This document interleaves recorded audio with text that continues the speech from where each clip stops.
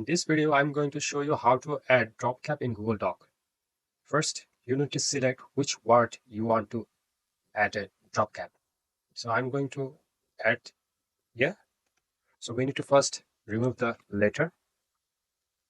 After that, go up to Insert, go to Drawing, a new drawing.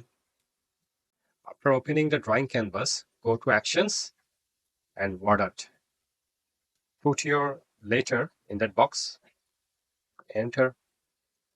So I'm going to do it with black, and for a nice font I'm going with Robot Medium. Save and close. Grab the text, go up to Image Options. From here, Position, I'm going to make it 0 4 by 0. Text wrapping, from top margin I make it 0, and from bottom I make it 0. Make it a bit smaller.